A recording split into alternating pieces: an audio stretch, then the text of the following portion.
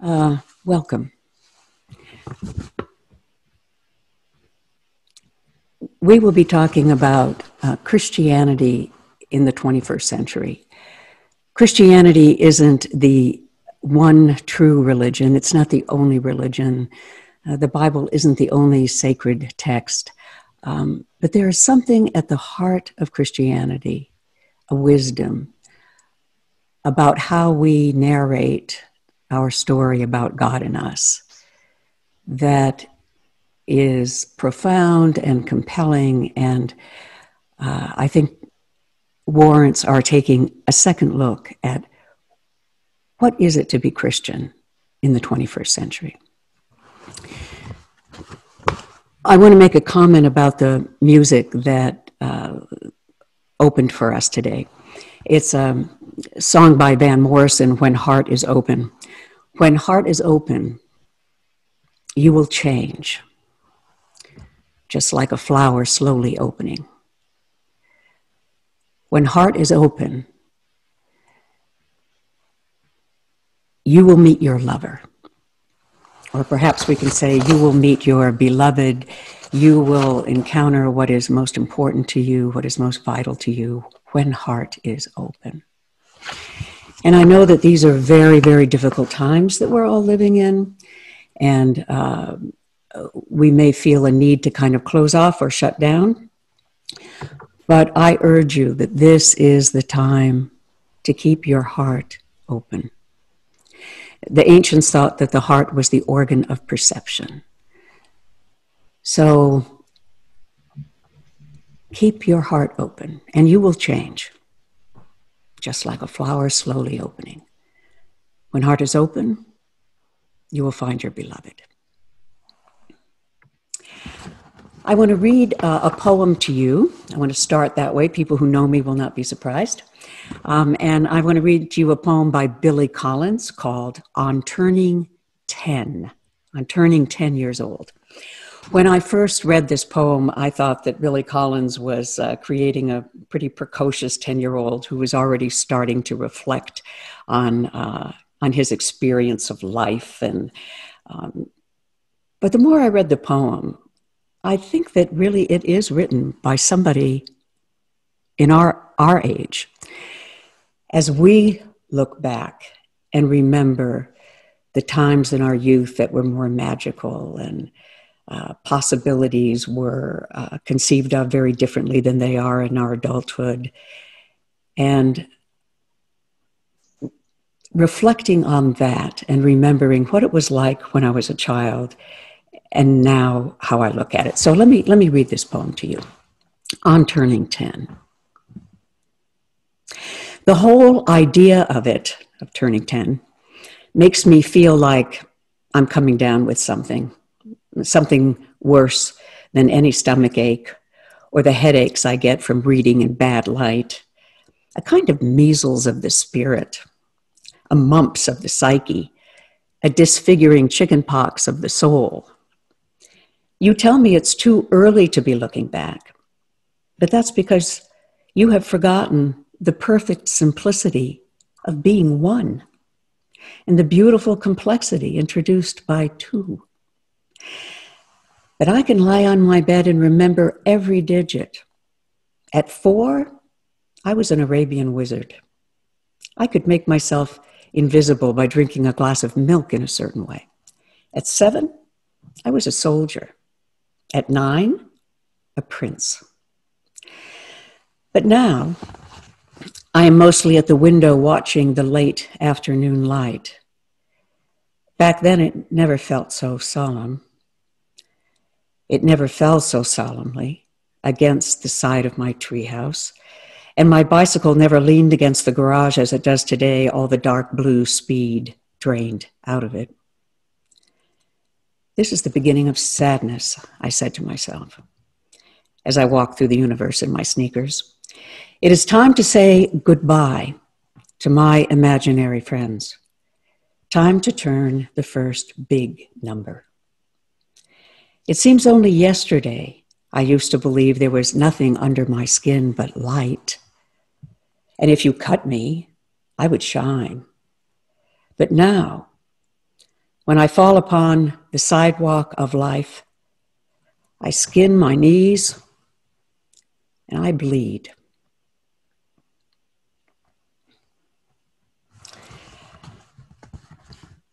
I'm going to read this poem to you again. As I said, I think that this is really a reflection, a description of an experience that reflects the human condition. We all recognize it. And now the way we see the late afternoon light, perhaps it's our own late afternoon light. Many of us might feel that we are in the late afternoon of our lives. And I loved Billy Collins' image of the bicycle with all the dark blue speed drained out of it. We may feel weary at this time. Entropy is setting in. And for all of us, we have fallen many a time on the sidewalks of life. We've skinned our knees again and again, and we bleed. So let me read this to you again on turning 10. The whole idea of it makes me feel like I'm coming down with something worse than any stomach ache or the headaches I get from reading in bad light, a kind of measles of the spirit, a mumps of the psyche, a disfiguring chickenpox of the soul. But you tell me it's too early to be looking back. But that's because you've forgotten the perfect simplicity of being one and the beautiful complexity introduced by two. But I can lie on my bed and remember every digit. At 4, I was an Arabian wizard. I could make myself invisible by drinking a glass of milk in a certain way. At 7, I was a soldier. At 9, a prince. But now, I am mostly at the window watching the late afternoon light. Back then, it never felt so solemn, never fell so solemnly against the side of my treehouse. And my bicycle never leaned against the garage as it does today, all the dark blue speed drained out of it. This is the beginning of sadness, I said to myself, as I walk through the universe in my sneakers. It is time to say goodbye to imaginary friends. It is time to turn the first big number. It seems only yesterday I used to believe there was nothing under my skin but light. And if you cut me, I would shine. But now, when I fall upon the sidewalks of life, I skin my knees and I bleed.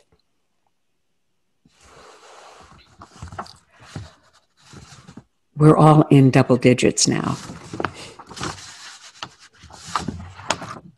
And it is time to say goodbye to our imaginary friends. And a reading from 1 Corinthians. When I was a child, I spoke like a child. I thought like a child. I reasoned like a child. When I became an adult, I put an end to childish ways. When I was a child, I spoke like a child. I thought like a child. I reasoned like a child. When I became an adult, I put an end to childish ways.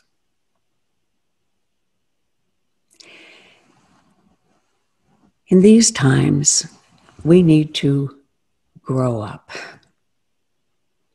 These times, our times, are calling out our best and most mature faith.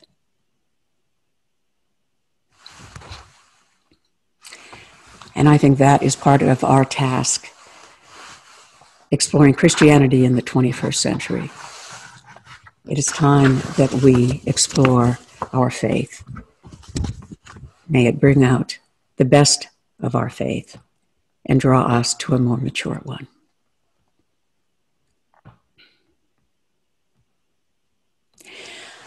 I hunch that all of us who are tuned in today are here because we are wondering about what we believe, what we think is important, how our thoughts about life, how is it all stacking up? I mean, as I said, we're all in double digits.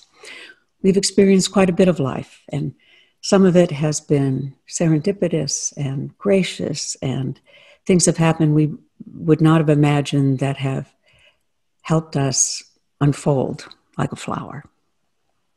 And there are things that have happened that have been unthinkable, and things we didn't see coming that were frightening and have created trauma for us, and things have not always turned out the way that we want. So at this stage in our lives, and in these times that we're living in, how do we think about our own faith experience? How do we reflect on what we believe and what we think is important? My hunch is that all of us who are tuned in this morning, that it's not that we don't believe nothing. I think that we do believe. We have a deep sense, deep down, that there is something. But we're seeking a new way of expressing it, perhaps a new way of storying it, telling the story of our experience and our faith.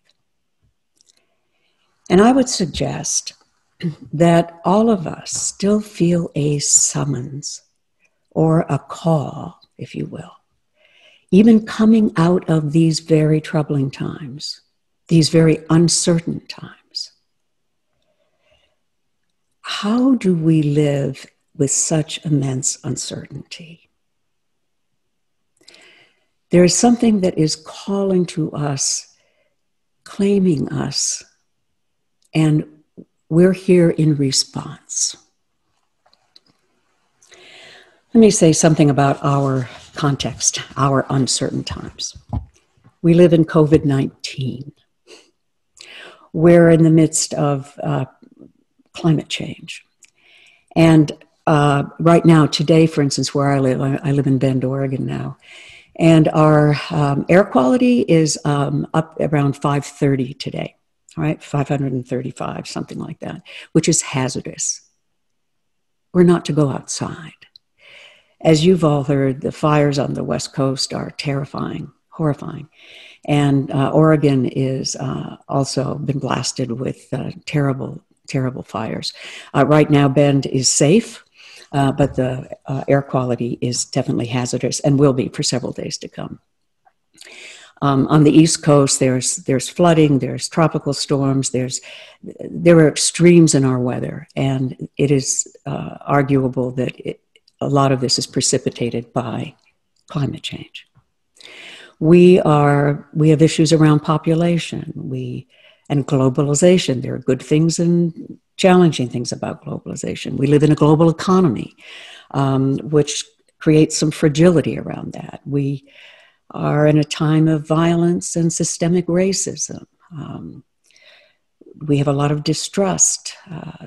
Our politics are confusing, and we have an election coming up in November. These are difficult, challenging times, and I think it feels overwhelming for a lot of us. And we're tired. We're emotionally and probably intellectually, mentally tired, fatigued.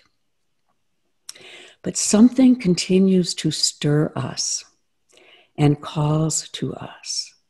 This is not the time to give up. We must press on. But how are we to think? What is real, and how shall we live? For all the despair in the world, we are still astounded that there is something rather than nothing, and that we respond to it with awe and wonder. We may be weary, but the fact that we are here at all is really quite remarkable and amazing. We may be losing hope Things are not looking good as we look ahead. But I urge you, do not lose hope. We mustn't. Hope is about the future.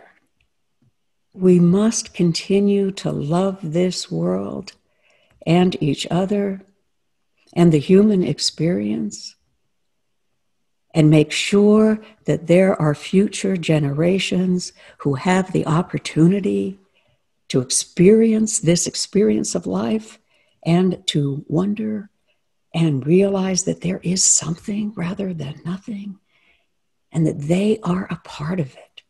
We want to assure a future for generations and give them an opportunity to live in this one wild and precious life. We have a lot of work to do. I want to say a little bit about conventional Christianity, because I think that it's how most people still think that Christianity operates in this way. Conventional Christianity tends to continue to use the worldview of the ancient world as though it were ours, with a 3-story universe, or some suggest a 7-story universe, and that there is an up and down, and that Earth is the center of everything, and so are we. I mean, it's almost a pre-Copernican view. Some of us still have that. And that in this 3-story universe, that we still have a sky god, that God and the Father God, the patriarch of it all, the ultimate of monarchs, the all-knowing sovereign, is up there watching over us, has a plan for us. Our Almighty God is also omniscient, will ultimately be victorious, like any good monarch. And that there are rewards and punishments. There are consequences for how we are in relationship with this God, and certainly with one another. This notion of God as being sort of an uber being in the sky, sort of like us, but bigger and better and stronger and ultimately victorious. This notion that God is, that is the notion of God, is called the God of supernatural theism, the God up there, out there, who will intervene for us. Well, we hope so. God's ways are not our ways, so we don't understand why sometimes God seems to intervene and sometimes we don't. That's an ancient worldview of a 3-story or 7-story universe, and that's sort of an ancient notion of God, sky God. And in Christianity, we tend to imagine God in a similar way, as though that ancient cosmology is still operative today. It isn't. And we know better. I mean, when I was a child, I thought like a child, I understood like a child. But now, we need to put away childish ways. We know that we live in a very, very different world than that. And our cosmology is very, very different than the ancient cosmology.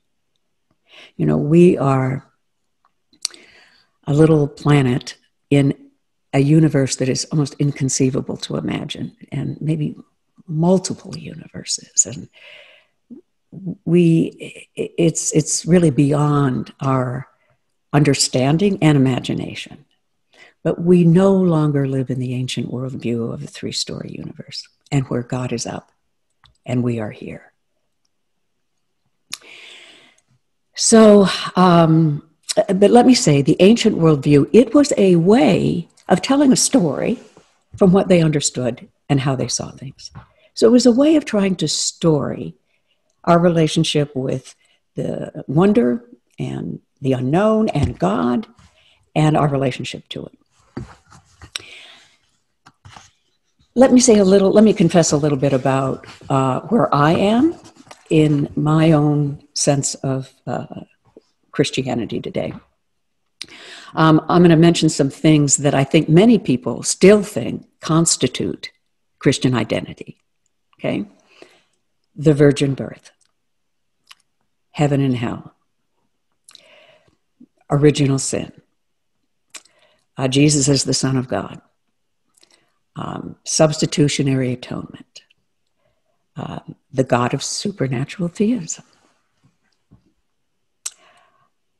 I don't believe in any of those things. And I'm Christian. So let me address it this way. The virgin birth. If we think that that is a biological category, I think that is, it's ridiculous, okay?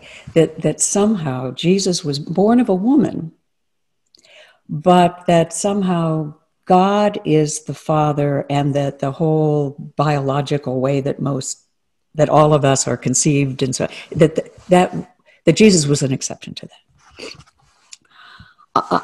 I think that's impossible. And I also want to say, though, that the idea of virgin birth, though, as a way of narrating something, as a literary category, not a biological one.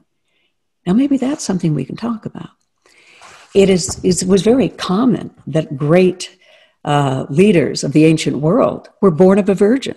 That was part of the way the narrative was told. Well, he was so great, it's like he was from the gods. It's like God was the Father. And so the language of he was born of a virgin was a way of trying to say something about how remarkable this human being was. Okay? It's not a biological category. I don't think the first century storytellers thought of it literally as a virgin birth. They knew they were trying to describe something in that language. It's remarkable that we have tended to think of it literally. I don't think the ancients ever did. So virgin birth as a biological category, I do not believe that Jesus was born of a virgin. The thought that he was some extraordinary human being, let's talk about that. And the language of born of a virgin, that's what that's getting at. Heaven and hell. There's no up and down the way that the ancients used to think. I don't believe in a heaven or a hell. But if the language of heaven and hell is a way that we're trying to talk about consequences for what we do, there are consequences, and some of them create goodness and kindness and abundance and grace, and some of them create destruction and violence and horrors, then if that's what the language of heaven and hell is suggesting, I can use that language. But again, taking it literally as a place, that there is a heaven and a hell, I don't believe that. And I'm Christian. The notion that Jesus is the Son of God, that relates to the virgin birth. So if Jesus is the Son of God, then maybe we should also wonder what it means that Jesus is the Lamb of God and the Word of God. What are we trying to express in using that language? What are we trying to say about Jesus by saying he was Son of God, Lamb of God, Word of God? Original sin. I don't believe in that either. Okay. I do not believe that we are by nature sinful and unclean, which is what my beloved husband had to memorize from the Lutheran Catechism before he was in double digits. Before he was 8, he had to memorize, I am by nature sinful and unclean. I don't believe that. I do think that it doesn't take long before we start accumulating grief and sorrow. And we accumulate wounds, and that changes us and can twist us, and we have our limits. And sometimes we do terrible things, heinous things. We've seen that throughout history. We're capable of that. But I don't think we are by nature sinful and unclean. Substitutionary atonement. Now, some people think that that is central to Christian faith and identity, that, God gave his only beloved Son to be killed for us, and that was the only way that we could atone for our sinfulness and bridge the gap between God and us. It took the sacrifice of his only beloved Son to somehow bring us into right relationship.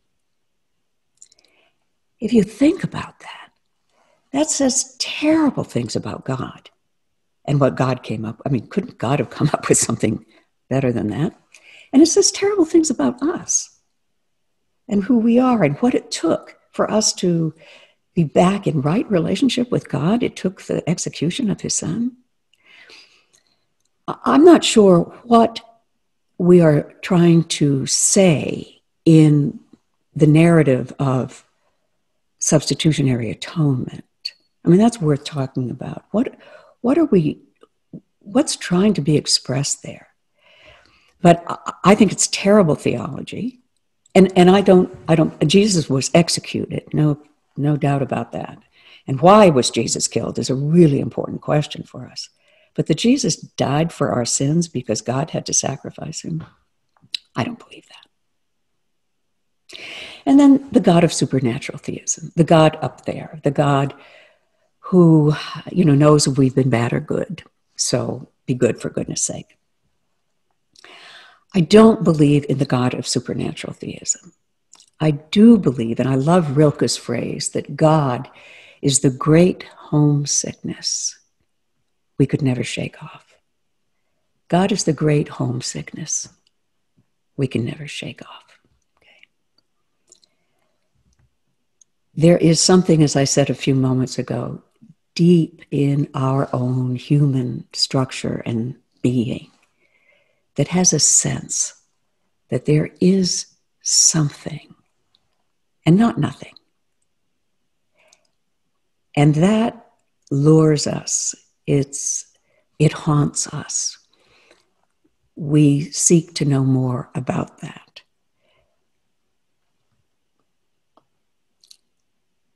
And that exploration is part of what I want to explore in our times together.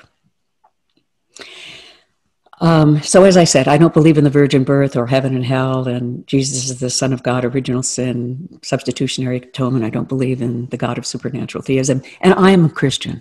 I'm actually ordained. I'm retired, but I'm an ordained Episcopal priest. Okay, I stand in the tradition, and I love the heart of this tradition, and I don't believe that stuff. Let me say something, though, about the God of supernatural theism. I think the hardest thing for us to give up is the notion that God is a being who we can talk to and who hears us, or at least we hope hears us. I think that's the hardest part to let go of. I suggest, though, that there is something even more that we are in relationship with than that, okay? So what we fear we might be losing, I think there is more to be gained by having to let go of that God, the God of supernatural theism. And the God of supernatural theism we've tended to have him play in terms of rewards and punishments, and that we better get it right, okay?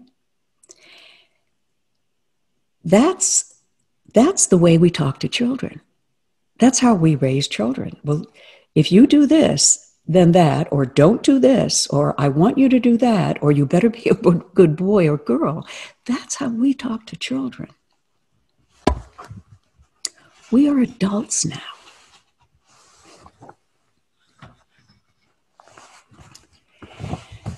A couple more things. For the purposes of our talking about Christianity in the 21st century, I'm going to say just a little bit about pre-modern, modernism, and postmodern. the pre-modern mindset did not make a distinction between the world and the gods. Okay, it was all sort of one thing. Modernism, which came upon in the Enlightenment, okay, that's when the modern era started, was in the Enlightenment. It was many things, but it was a critique of superstition, of the pre-modern worldview. So it was a critique of superstition and presented different ways of discerning reality. Okay, and some of that has been very, very helpful. The Enlightenment is a really important development in our human history. And the Enlightenment suggested new categories for thought, right? And tended to define things more strictly. Right? One aspect of modernism that I want to highlight is the tendency of modernism to have created, it's not a tendency, modernism created binary categories. It's either this or this. Let me give you some examples. It's either objective or subjective. It's either rational or irrational. It's either scientific, or it's not scientific. It's either public or private. It's cognitive or emotional. Or we appeal to reason or faith. You're secular or you're religious. You're atheist or you're theist. Two choices. Okay? You're either this or that. So if, for instance, in the modern way of looking at things, the fact that I don't come up with the criteria for what some people think is characteristic of Christianity, I say, no, I don't really believe in those things, that would put me in the non-Christian category, in a certain kind of modernist way of thinking. Well, if you don't believe that, then you must not be that. If you don't believe those things about Christianity, how can you say you're a Christian? I do.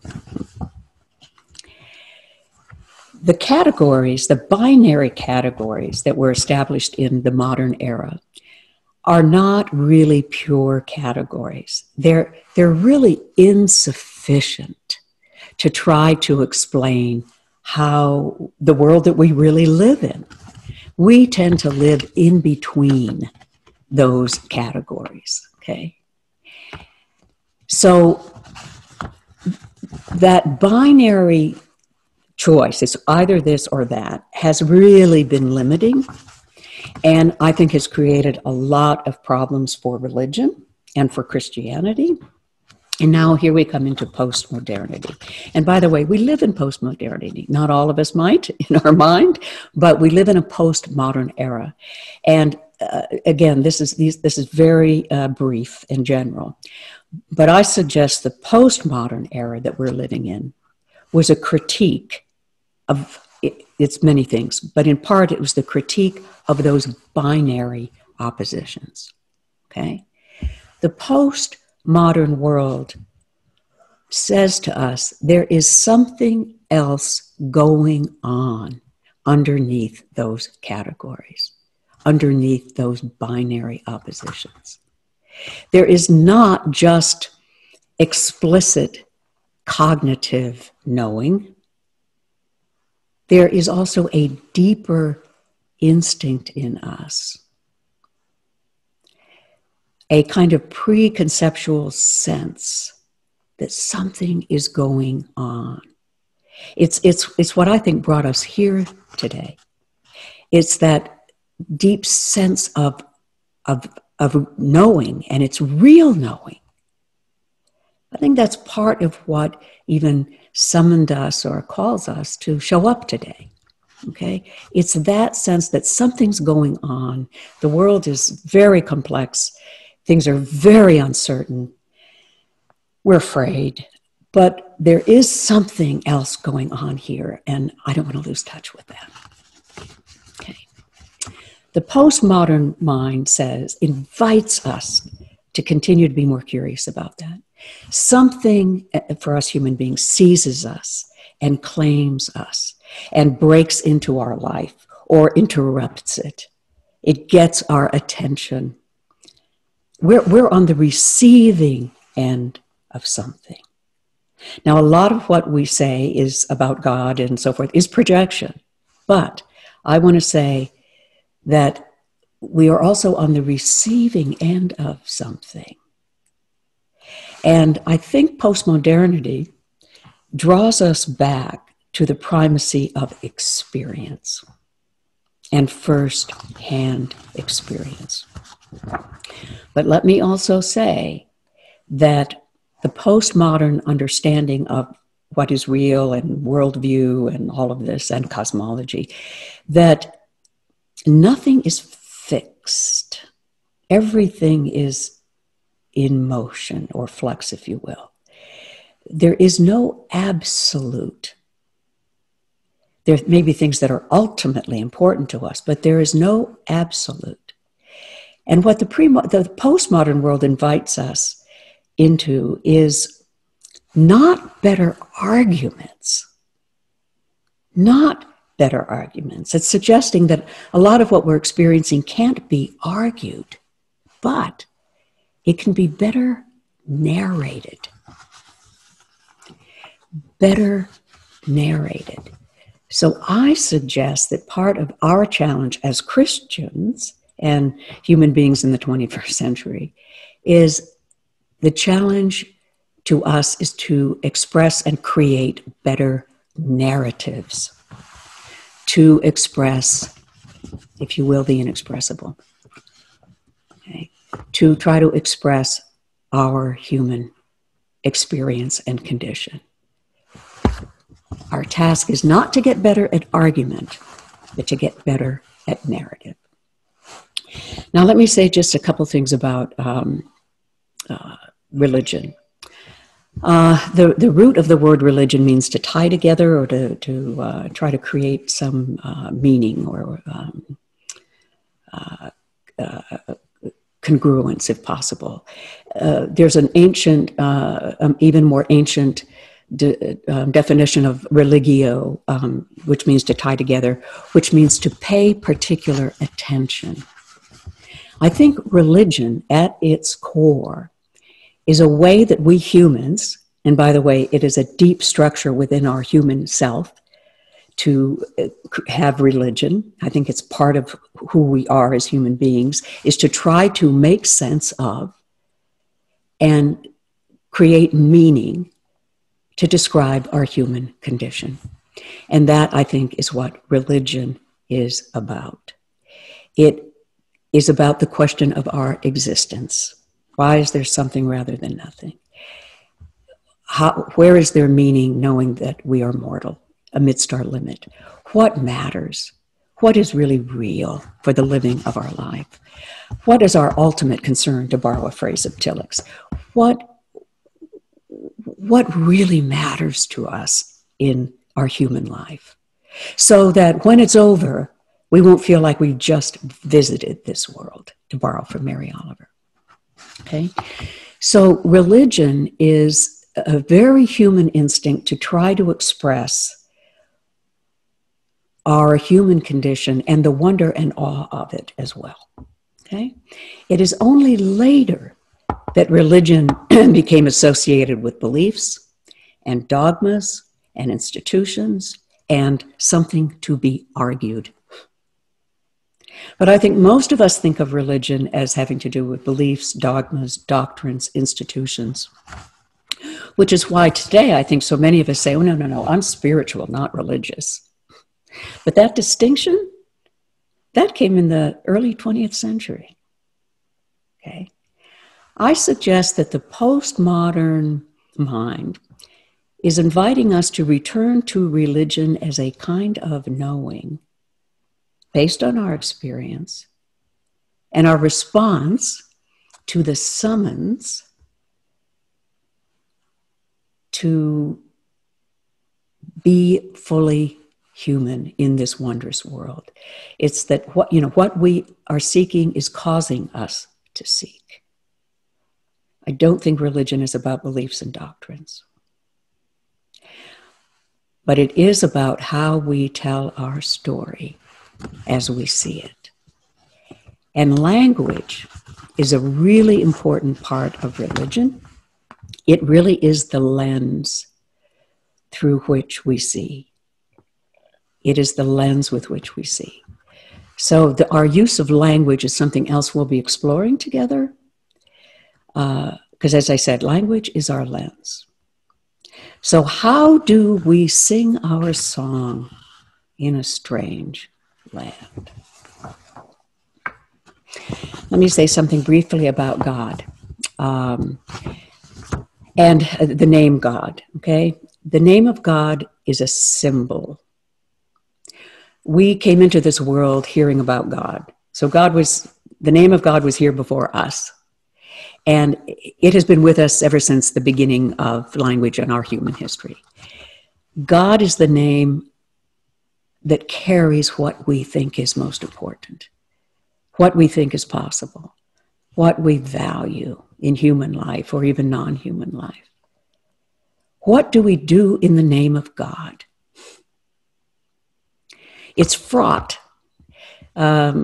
Today, we still associate God with the God of supernatural theism, which is what the new atheists criticize us for. Well, their critique is, that's a ridiculous idea of God. Well, a lot of us don't believe in that kind of God either. It's kind of a cheap shot for the new atheists to criticize Christianity for supernatural theism.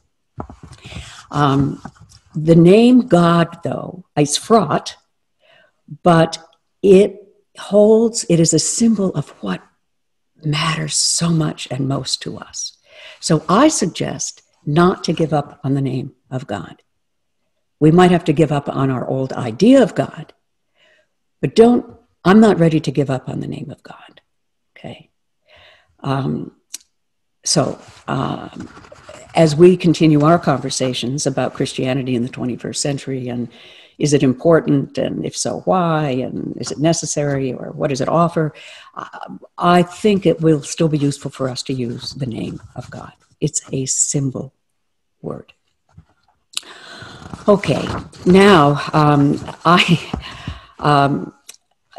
I'm going to ask Joe in just a moment to cue up a song for us. It is a lament. It's a familiar song, I think, probably to all of us. And it's going to be sung by Odetta. Her voice and the way she sings this song, I think, is haunting. And she's going to say, in a little over 3 minutes, what I've been struggling to say for the last half hour. So I'd like to play this song, and I hope it speaks to you. It might speak for you. So Joe, if you'd cue up Odetta's song, I'd like us to listen to this.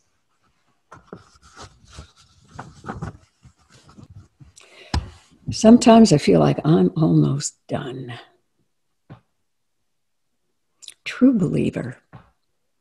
What is a true believer anymore? What is it to be, quote, a true believer? And sometimes I feel like I'm a long way from home. Home is another one of those symbol words. It's a powerful, haunting, evocative word. You might remember the phrase in the early part of Matthew's gospel where Jesus and Mary and Joseph are in a threatening situation and they are urged to go home by another way. Well, I suggest in our time, which is dangerous and fraught, that we are being called to go home to another way. Going home to another way. What I would like us to do now is to, Joe is going to help me with this, is to put us in small groups. Now, don't click off yet. When my colleague and I, Bill Ellis, were doing these conversations in Bend, we got lots of support and praise for not doing small groups. Some of us hate small groups. Actually, I'm one of those. I often feel very uncomfortable in a small group, but I facilitate them and I encourage them all the time. But for today, I'm going to have us be put in groups of 5, and they'll be random. Okay, random groups of 5. And there are 2 reasons that I want to do this. One is because because of Zoom, because of COVID-19, we're in a situation where we aren't seeing each other truly face to face. We aren't greeting each other when we come into a gathering hall. We can't talk to each other at the break. We can't talk to each other when we're done and mingle. So this will give us a little bit of an opportunity to realize that we're actually here with other folks, okay? The other reason I'd like to put us in small groups is that we had quite a few people responding to this invitation today. And there are people who are from other places than Oregon. So my hope is that you will find yourself in a group with somebody maybe from Texas or from Florida or from California. And part of what this will remind you of is that there are people like us all over who are wondering about this stuff and talking about this stuff and what does it mean to be Christian in the 21st century, and are talking about it the way that I am. I'm not a one-off. What I'm talking about is actually not all that new. It's just that it's taken a while for myself and probably for others to integrate this and rethink this and work with it. So I'd like to put you in small groups so that you can realize there are people here from all over who are having this kind of conversation. Now, in a moment, I'm going to I think that I will give you some guidelines for, it's just good courtesy, listening guidelines. I've used these with a group in Bend. They're very familiar. They're from Listening Hearts Ministries. You can see them online. I'm going to read those to you pretty quickly. There are 10 of them. And then I am going to give you a cue as to what I would like you to talk about in the small groups, okay? So, because I have something very specific that I would like you to explore in your small groups. Now, we'll be in the small groups for about 15 minutes. And if 5 of you in a group, that's 2 minutes apiece. When you start sharing with one another, I want you to be just as concise as you can be, but make sure everyone has an opportunity to say something initially, and then if you've got more time, you can engage a bit. Let me just quickly read through these listening guidelines, and Joe, I think that you're going to put these up on the screen for people to see. You can get these online, but I think this is a good ethos for us. These are good courtesies for when we're listening to people in a group, in any situation. So here we go. These listening guidelines suggest that we take time to become settled in the presence of God. Listen to others with your entire self, your senses, feelings, intuition, imagination, rational faculties. Listen with your whole self. Don't interrupt when someone else is talking. Pause between speakers to absorb what's been said. Don't formulate what you want to say while someone else is speaking. We often do that. Speak for yourself only, expressing your own thoughts and feelings, referring to your own experiences. Avoid being hypothetical and steer away from broad generalizations. Don't challenge what others say. By the way, these are hard guidelines to follow. I break them all the time. Yep. Listen to the group as a whole, to those who have not spoken aloud, as well as to those who have. Generally leave space for anyone who may want to speak a first time before speaking a second time, and hold your desires and opinions and even your convictions lightly. These are guidelines for us as we talk in the small groups. Now, let me suggest to you what I'd like you to do in the small group. And by the way, after I've given you these instructions, I'm going to give you a minute of silence. I'm going to ring a bell, give you a minute in that silence, and I'll ring the bell again at the end of that 1 minute, and then we'll be put in small groups. That 1 minute of silence will give you an opportunity to just see what comes up in your own mind in response to this prompt for what to say in the small group. I'd like you to offer your name and where you're from. And then, which of these themes, feeling like a motherless child, or a fatherless child for that matter, feeling like I'm almost done, wondering what is a true believer, or feeling a long way from home, which one of those themes that Odetta sang sort of identifies where you are today, where you find yourself today? And perhaps there's a category that is not one of those four categories that better expresses where you are coming from, where you are today, okay? So motherless child, almost done, true believer, long way from home, or what resonates with where you are today, okay? So I'm going to give you a minute of silence to just see what comes up in your own mind. At the end of that minute, I will ring the bell a second time. And then, Joe, I'd love you then to put us in random groups of 5. And in 15 minutes, we will pull you back. Joe will come back to me. We will also give you a cue when 5 minutes is up and when you've got 2 minutes to go, okay? So I bear with me in doing this. You can always do a little chat or something and say, Marianne, please don't put us in small groups again. But I'd love your feedback on that. But I want to give this a try today and see what kind of experience this is for you.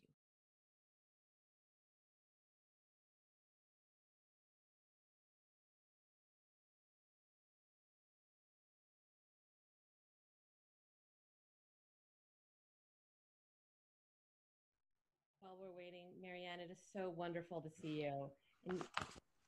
And you look wonderful. Oh my goodness. Who? Yerby in Portland. Oh, who's talking to me? Jackie Yerby in Portland. Oh, Jackie. Oh, my dear. I don't see you up here, but oh, heavens. So, oh, thank you. Thank you. Thank you. I'm so glad you're here. It's so good to be here. Oh, hi. Hi. Oh, my dear. Goodness. How sweet. I'm touched. Oh, my gosh. Lovely to see you. So good to be here. Yeah, good. Glad you're on board with us. Be in touch. Yes. Blessings to you, Marianne. Yeah. Hi, Marianne. I've been in other breakout rooms that didn't work technically. It was didn't happen. So I'd say good job on getting the breakout rooms to work. So it worked? Did. Yeah. And you survived it? It worked great. And you survived it. Hi. Well, Yeah. that's thanks to Joe. I'll say more. I'll thank him in just a moment, but I'll good. I'm so glad to hear that. Yeah. Gold star. Oh, excellent. And just to say, our breakout room worked very well, and we discovered that we had 2 people there from England. Truly. Wow. Oh, my dear. And is that? And both of whom had been at the event in Sheffield at which you spoke, Marianne. Ah, oh, for heaven's sakes. And Oh, I had met Marcus, a number of times on his visits to England. oh yes, because, Marcus, Sheffield was one of his spots when he would go to Indeed. England. He loved coming to Sheffield and speaking to that community and that church there. The Centre for Radical Christianity. Hear, hear. Yes, I'm all for that it. was the name of the centre. That was the name. Yes, I'm all for radical theology, as you can tell. Oh, splendid. Well, welcome. I'm so glad you experienced Marcus.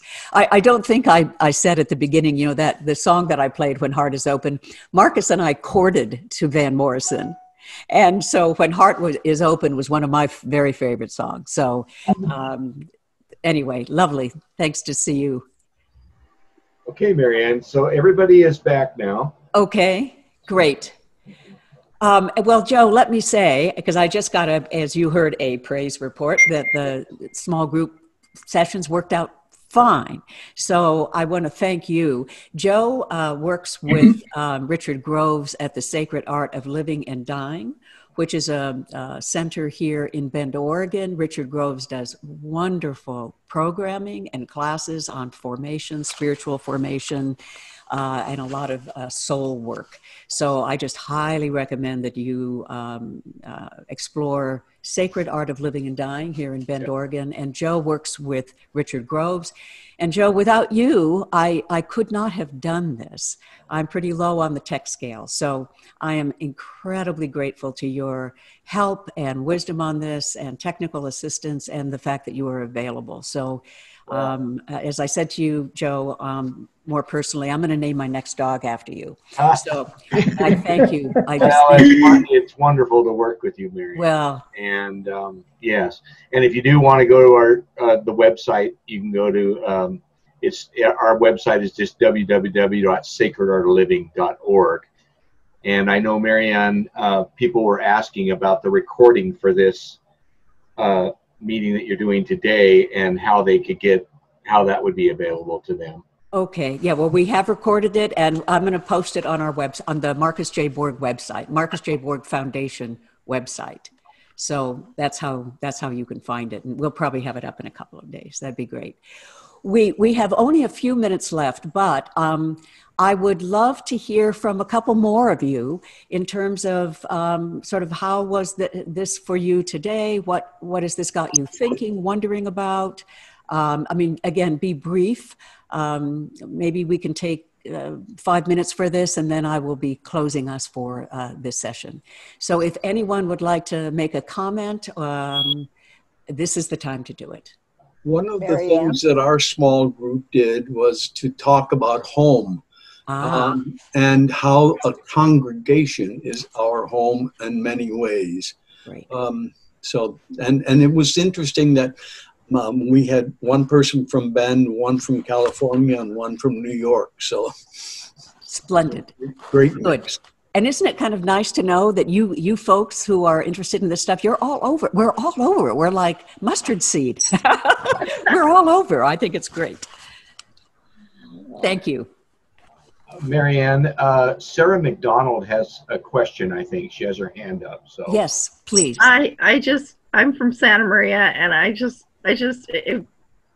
when I saw your email, the email come from the foundation, and I decided, wow, I haven't done this. Maybe this is a good thing for a Saturday morning to get the mental juices done. And I thought, and thank you so much. And I just, we all have to start opening our hearts and our minds to new ways of thinking about being a Christian. And being a Christian does not mean that we have to be totally looking at the dogmatic rigidity of rules. It's all about love in the heart. And it was so funny on Wednesday when we had our morning prayer, I led it because our priest was on vacation. And I remember that we as a parish did Marcus's book, Heart of Christianity. And it's just like bringing up all these things, and it's like, oh gosh, it's all kind of, everything is kind of coalescing, and it's fabulous. Thank you so much. Well, you're so welcome. And there's so much more to Christianity than conventional Christianity might make us believe. So, and The Heart of Christianity is a wonderful book. I mean, it's anyway, I'm so glad that thank you for your comment. I'm from California.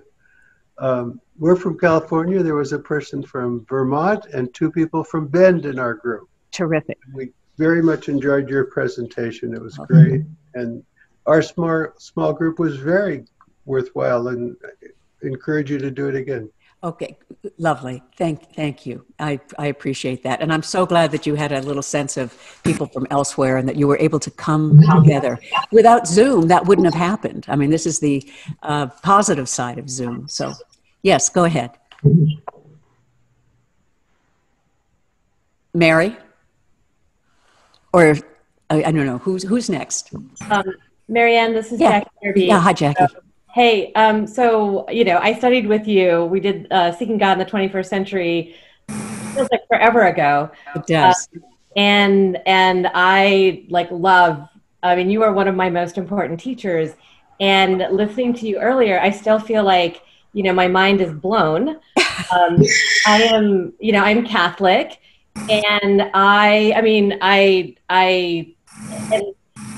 and I honor everything that you say and can live into that, and yet it's conflicting with this very dogmatic church that I am part of, and so I'm just really sitting with that right now.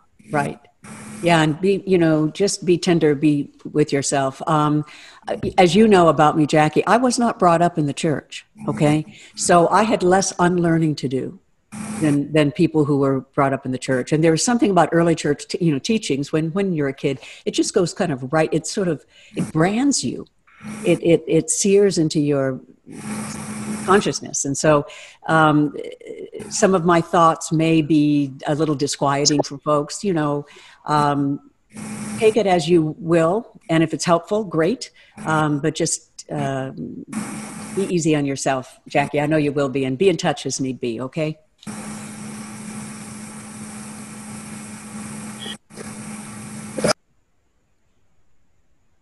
I think Ed was waving his hand.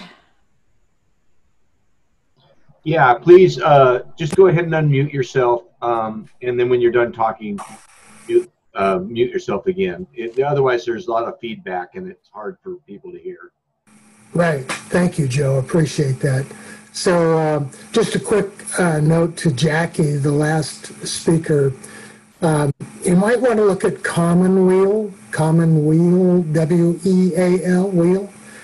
They have some Catholic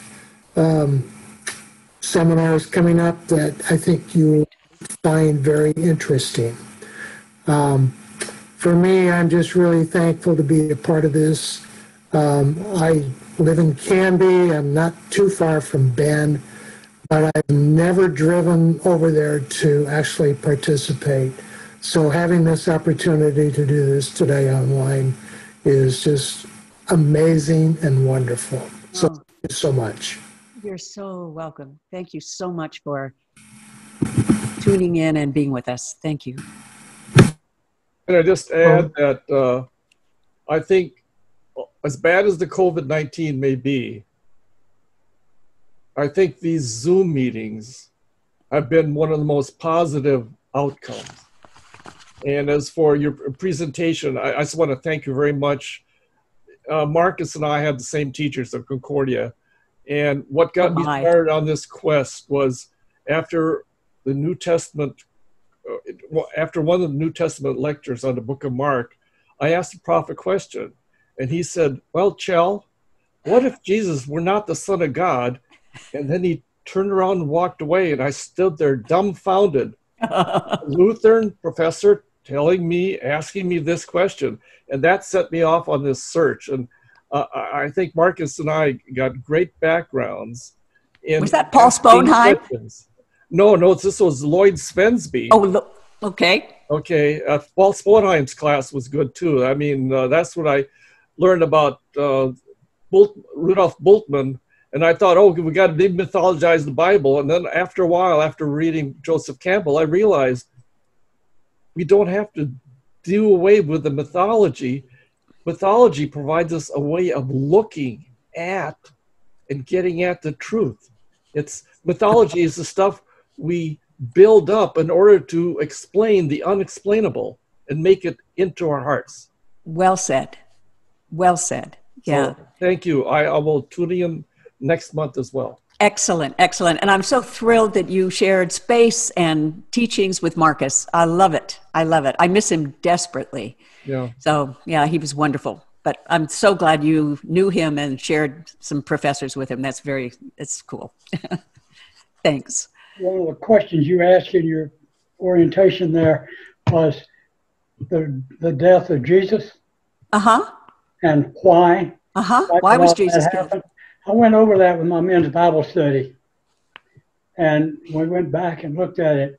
And you go back and look in the book of Acts, and that's what we're studying right now, the book of Acts in depth. And you go back and look at Pentecost era there and goes into it. And Jesus is telling the disciples why he's got to die. If he didn't die, they don't get out in the world and spread the word. And that kind of sunk in with these guys that are all my age and some of them older. Yeah.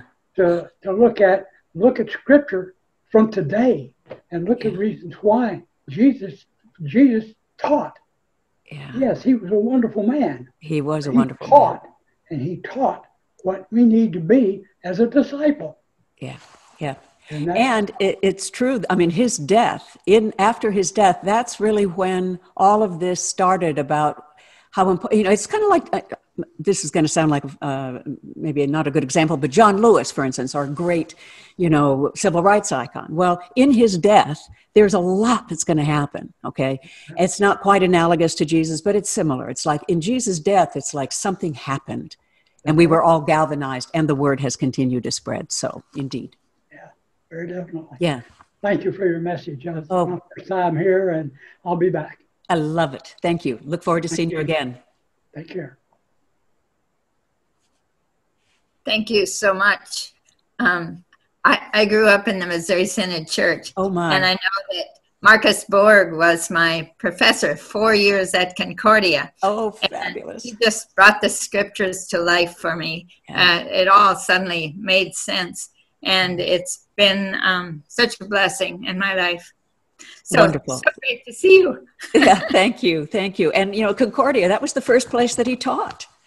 You know, That's that right. was like just, you know, right out of Oxford and everything. And off he went to Concordia. And that was his first teaching stint. So you got him fresh and early. Yeah, it was wonderful. Yes. I still have his notes. Yeah. Yes, they'll be good for a long time to come.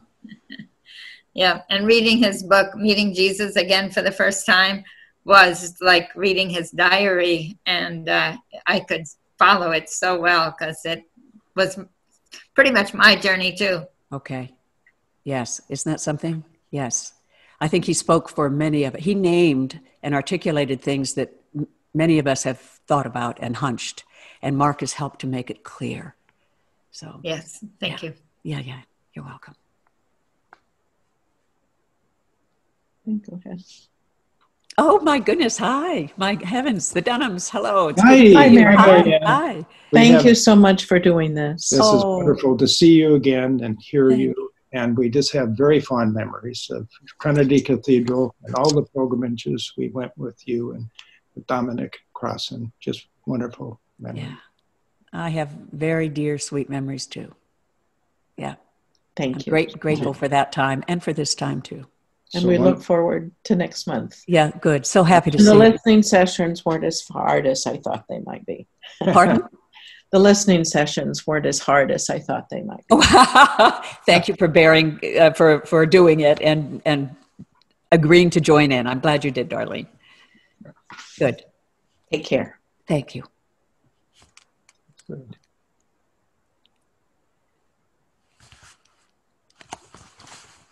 Okay, we're about at time.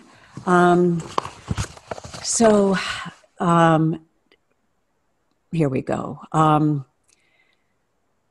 Yes, we're at 11 o'clock. So I wish we had a little bit more time to hear from more of you. I'll make sure that we do that for the next time. Let me say a little bit about the next time. October 10th, the second Saturday in October, we will convene again. It'll be 9:30 to 11 Pacific time.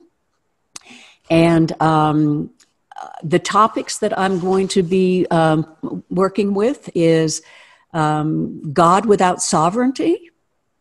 Okay, it's what Jack Caputo, a theologian philosopher, calls "quote unquote" weak theology, which doesn't sound very attractive, but I think Jack Caputo has some wonderful insights about, you know, what do we do with a God that isn't sovereign? Okay, but we'll explore that. We'll explore that. And I also want to talk a little bit about hermeneutics. I know this sounds pretty technical, but hermeneutics is the art of interpretation.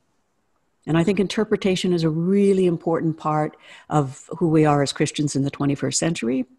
How do we understand language, the language that we're using, the importance of language, the importance of storytelling? So what is it that we're hearing when and reading when we look at the scriptures?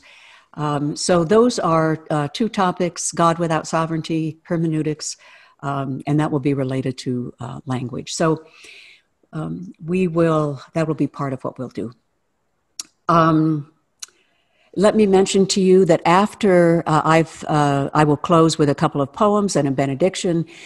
Joe will put up on the screen the readings that I have chosen for today. So they will be up on the screen for maybe 5 minutes. So if you just want to make note of, what was that Marianne read from, at least you'll have an idea and you can turn to it.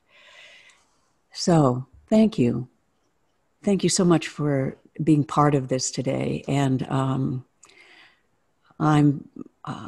I want to continue this conversation, and I'm so glad that you're there to be part of it. And I look forward to your thoughts and wonderings, and help me think through all of this too. Anyway, thank you. I'm going to close by reading part of a poem of Gerard Manley Hopkins. It's called Carrion, Carrion, Carrion Comfort. Carrion is the flesh of a dead animal. Nice, But that's how he describes despair. He calls it carrion comfort, despair. So here is part of a poem from Gerard Manley Hopkins called Carrion Comfort. I'll not carrion comfort, despair, not feast on thee. Not untwist slack they may be, these last strands of man and me, or cry, most weary, I can no more. I can something, wish day hope, wish day come, not choose not to be. Don't let despair burden you. Do not cry, I can no more. I can something, hope, wish day come, not choose not to be. Okay. And from Rilke's Book of Hours, one of his love poems to God.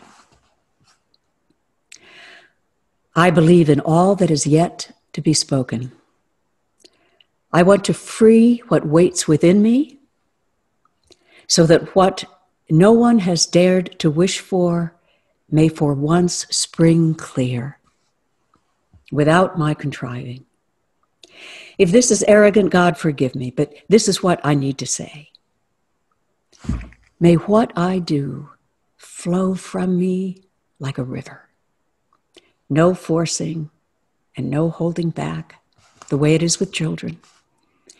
Then in these swelling and ebbing currents, these deepening tides moving out and returning, I will sing you as no one ever has, streaming through widening channels into the open sea. This is the time to sing as no one ever has, and not as a lament, but as a new song.